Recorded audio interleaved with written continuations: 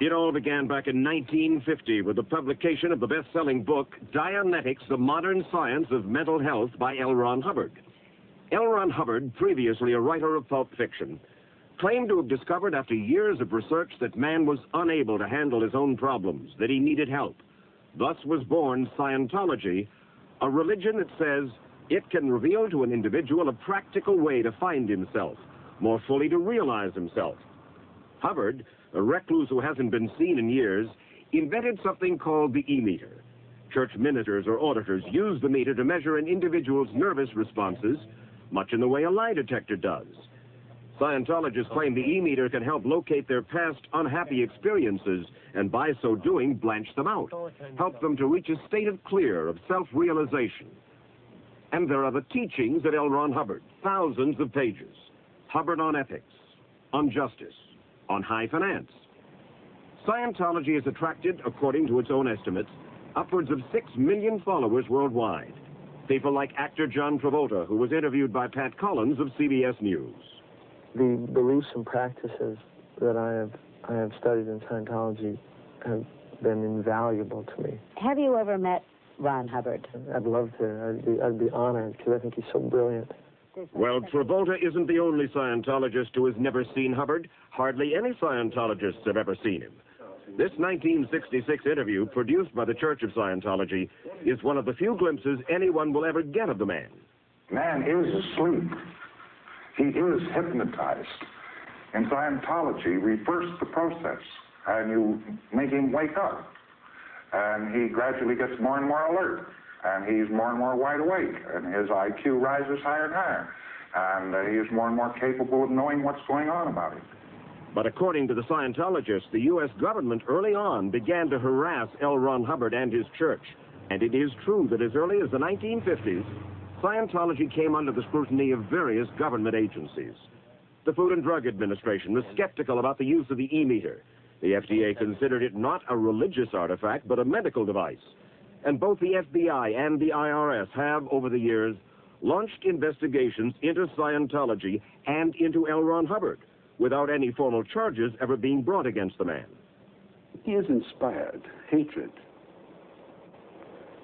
Some men have inspired love, and this is sad because his most ardent ambition, he has told his followers to use this phrase. It's his phrase.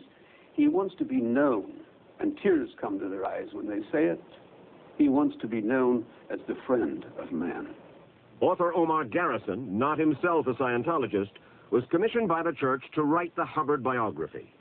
He wants to clear this planet of war, of crime, and of disease. And he sincerely believes that he has the formula for doing it. Part of that formula has been to expose government scandals like the CIA's germ warfare tests on unknowing subjects, and to expose government invasions of privacy. But aside from the good works that Scientology has done, some former Scientologists describe a church that has become overzealous, sometimes almost paranoid about anyone perceived as an enemy. For instance, in 1980, we interviewed Paulette Cooper. She had written a book critical of Scientology. So to try to silence her, the so-called Guardian's Office of the church cooked up a scheme to steal Cooper's stationery and make it appear that she had sent the church 2 bomb threats, a crime she did not commit. And as a result, I was arrested. I was indicted on 3 counts.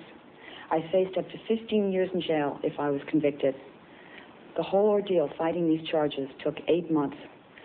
It cost me $19,000 in legal fees. I went into such a depression. I couldn't eat, I couldn't sleep, I couldn't write. I went down to 83 pounds. Finally, I took and passed a sodium pentothal, or truth serum test, and the government dropped the charges against me in 1975. Another church plot against Cooper was called Operation Freakout, intended to get her placed in a mental institution until she stopped writing about Scientology. Church officials even launched a graffiti campaign against Cooper. They put my name up on walls in New York City where I live with my phone number so people would call me. They put my name on pornographic mailing lists so that I would get all kinds of disgusting mail. You see, for years I was saying that these types of things were going on. And people thought, well, what is she talking about? This is a church. And finally, after 11 years, I see that everything I said was true and that Scientology turned out to be worse than anything I ever said or even imagined. Paulette Cooper has since come to a legal settlement with the church. In 1980, these two church spokesmen had told us that the kinds of things done to Paulette Cooper were committed by a small group of overzealous Scientologists. But more recently, listen to what this woman says happened to her after she left Scientology and began to speak out. I have been harassed. I have been sued twice. I have been followed. I have had people at my workplace try to get me fired who were Scientologists. I have had private investigators go to former employers and tell them I was a missing person and my parents were looking for me to find my address. Merle Sullivan was for 8 years the personal public relations officer to L. Ron Hubbard himself. Because she so admired the man, she says, she ignored the negative aspects of Scientology. I chose not to know things. There are things that don't quite add up. But when he tells you something, you believe it. Sullivan says that thousands of Scientologists are turning a blind eye to much of what goes on in Scientology. They have chosen not to read the press about Scientology if it's negative. They have chosen not to question themselves. They have chosen not to question, why am I here? Even Omar Garrison, one time a Scientology sympathizer, has had second thoughts. I think at the moment that the organization, the cult, is in the hands of the most fanatical followers, adherents of Mr. Hubbard, who you could equate with the followers of Ayatollah Khomeini. The current church leadership is located at Scientology headquarters in Los Angeles. We wanted to know what they had to say. And the Scientologists, although unhappy with our report in 1980, finally agreed to an interview. But this time, the Scientologists, convinced that we were out to attack their church, arranged for several of their videotape cameras to be trained on us at all times during the session. Church president, the Reverend Heber Jensch, had his attorney Earl Cooley sitting at his side throughout the interview. And almost 100 Scientologists were called in as witnesses. Scientology is the only road to total freedom. Whether you agree with it or not, that is the truth. And he has outlined a way to do it. The only road to total freedom. Really, That's the right. only road. I said the only road to total freedom. Yes. What does that mean? Only road to total freedom. Oh, there's some word there you don't understand? I don't understand the concept. I mean, well, what kind of freedom are we talking about? Spiritual freedom. And as for the founder, L. Ron Hubbard, I think he's probably one of the greatest men that ever lived. I think that what you see and hear all through this place are recognitions for what he has done in the area of drug rehabilitation, what he has done in the areas of education, the recognition of cities and mayors and governors and so forth, and individuals whose lives have been changed. But if Hubbard is a man of enlightenment, he is also a man who appears obsessed with his perceived enemies. Attack the attacker, he writes. If Scientology is attacked on some vulnerable point, always find or manufacture enough threat to cause them to sue for peace. Always attack, don't ever defend. According to former church members, it is writing like that which inspired bizarre plots like the ones against Paulette Cooper and numerous others. But when I put some of that to the Reverend Jensch, he accused us of coming to the defense of Scientology's enemies. We'd say when Pearl Harbor happened, you'd be the first guy going over there to represent the Japanese because he probably bruised his knee when he killed all those Americans. You say, oh, don't attack the attacker. Want to deal with trying it. to wipe you out, you know. Want to deal with just this about fact. the poor Japanese bombing. They probably flew 3,000 miles off course. Mike Wallace, that's great. That's real great rhetoric. Then the Reverend Jensch turned to the scriptures to try to convince us that we were taking things out of context. The Torah has said, if one comes to kill you, rise up and kill him first. But let's go further. The Torah decreed, if he come to slay thee, forestall by slaying him. Let's go to Exodus 2:11-14. When Moses had grown up, he went out to his kinfolk and witnessed their toil. He saw an Egyptian beating a Hebrew. He struck down the Egyptian and hid him in the sand. Now, I can just take it and turn it back to you and say, you're a Jew. How do you respond to this thing? I don't think that's fair. I think that is a despicable activity by anyone to take it out of context. And I can go through the whole Bible and lift it out and make it look just as crazy, just as weird as you're trying to do here with millions and millions of words in print in a religion, and you can take out 2 words or you can take out a sentence, and you can somehow try to bring it down to that. In the course of reporting this story, it became apparent to us that the Reverend Jench is persuaded that 60 Minutes itself is somehow involved with others in a plot to destroy Scientology. You may not like our religion. You may try to castigate it. You may try to denigrate it. You may try to bring down the image of Mr. Hubbard, but you cannot change what has happened in the hearts and minds of every single Scientologist who has had benefit from this man and what he's done. And we're here. You know, we're here for all the centuries to come. All the centuries to come.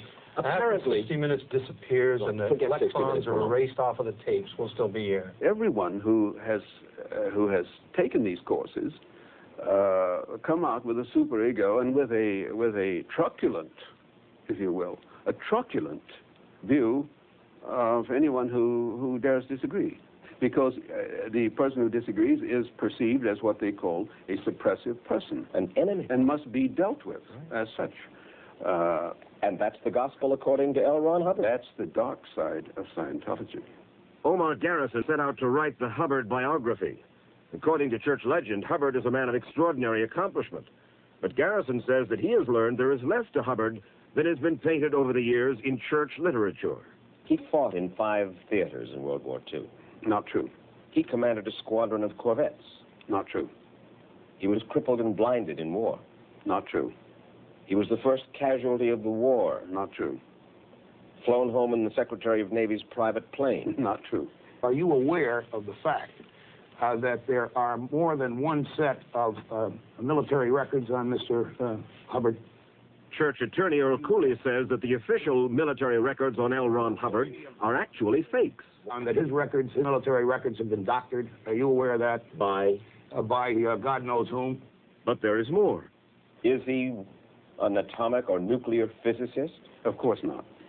Did he travel with Tibetan bandits? I have no documentation and have never seen any in an extensive research that he did. Legend, rumor, grows up around any charismatic leader, any leader in the world, and particularly any religious leader. Attorney Earl Cooley says that if anyone exaggerated the credentials of the founder, it was overzealous Scientologists and not the man himself. And if he were to spend his time attempting to refute every allegation made against him, good and bad, he would have no time to write the technology and to develop the philosophy that has helped millions and millions of people. And has made millions and millions of dollars for L. Ron Hubbard, according to this man, Homer Schomer, who testified in court that as treasurer for a company called Author Services Incorporated in Los Angeles, he secretly channeled a fortune into the private overseas bank accounts of L. Ron Hubbard. His weekly income went from about $200,000 to up over $1 million per week. L. Ron Hubbard himself was making $1 million a week. That's correct. In 1982? Right. And most of the money was coming out of the church. Schomer says the company he worked for billed the Church of Scientology for Hubbard's past research, and that the money was then transferred into Swiss bank accounts. This despite public claims that Hubbard made only a paltry living from Scientology. And you knew this for a fact because you took part in the switching, if you will, of these funds to Switzerland? Right. Plus, I'd have the bank records that, the transfer receipts from the banks that money would be transferred. What about the credibility of Homer Schomer and the other former Scientologists who are now speaking out? The Scientologists claim that those former church members were purged from the church, in effect thrown out, after an internal power struggle. According to the church leaders, they are all disgruntled and have personal gripes. And so, the church says, they are lying. But Sullivan, Schomer, Garrison, and others have all been called as witnesses in court about their experiences with Scientology. And I quoted to the Reverend Jench the words of the California Superior Court Judge Paul Breckenridge, who presided over one of those cases in which the Scientologists were embroiled. In that case, the Scientologists did not testify to all they told us in this report. Still, Judge Breckenridge found Sullivan, Schomer, and Garrison to be extremely persuasive, to be credible witnesses. And I read further from the judge's opinion. The organization is clearly schizophrenic and paranoid, and this bizarre combination seems to be a reflection of its founder, LRH. The evidence portrays a man who has been virtually a pathological liar when it comes to his history, background, and achievements. The Reverend Gent says that he has investigated what was the basis for the judge's decision. I trace back where that came from, this whole schizophrenic paranoia concept that he has. It came from Interpol. At that time, the president of Interpol was a former SS officer, Paul Dickoff. And to find that Judge Breckenridge quoted a Nazi SS officer as the authority on Scientology, I find unconscionable. You may support it. I can't support that in any way, shape, or form. The church continues to protest. It is misunderstood, the object of unfair attacks. Meantime, loyal Scientologists swear that they continue to find salvation in Hubbard's philosophy, that man can help himself, that man can reach a state of clear. From sea to shining